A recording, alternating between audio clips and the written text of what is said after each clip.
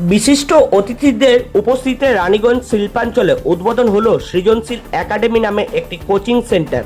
এদিন রানীগঞ্জ আমরাসতা উপর মোড়ে নিবেদিতা বেসিক ইংলিশ মিডিয়াম স্কুলের ঠিক বিপরীতে সৃজনশীল একাডেমিতে এক প্রকার সাংস্কৃতিক অনুষ্ঠানের মাধ্যমে বাচ্চাদের উজ্জ্বল ভবিষ্যৎ গড়ে তোলার জন্য কোচিং সেন্টারটির উদ্বোধন হয়।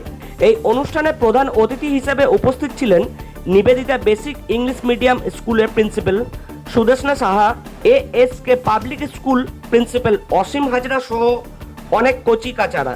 প্রধান অতিথি নিবেদিতা বেসিক ইংলিশ মিডিয়াম স্কুলের প্রিন্সিপাল সুদেশনা সাহা কি বললেন শুনে নেওয়া যাক। নতুন কোচিং সেন্টারটা খোলা হলো, তো এটা এখানকার জন্য খুবই উপকারী এবং প্রয়োজনীয়, কারণ এখানে না আমাদের কাছাকাছি ভালো কোনো পড়ানোর জায়গা নেই। এটা যদি সত্যি এরা চালাতে পারে তাহলে ভীষণ বেনিফিশিয়াল হবে বাচ্চাদের জন্য।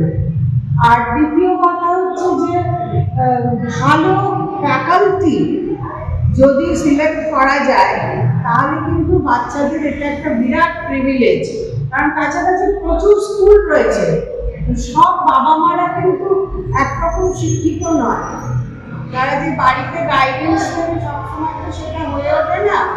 এই জন্য কাছাকাছি একটা কোচিং সেন্টার থাকা খুব দরকার, কিন্তু একটা প্রাইভেট টিউটর সবসময় সব সাবজেক্ট পড়াতে পারে না।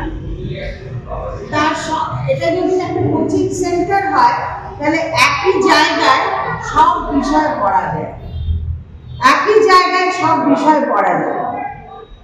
তার উপরে হচ্ছে কোনো যদি কো-কারিকুলার অ্যাক্টিভিটিস নিয়ে কেউ চর্চা করতে চায়, এগিয়ে যেতে চায়, নাচ গান আঁকা, এগুলো একটা ছাদের নিচে সব কিছু পাওয়া যায়।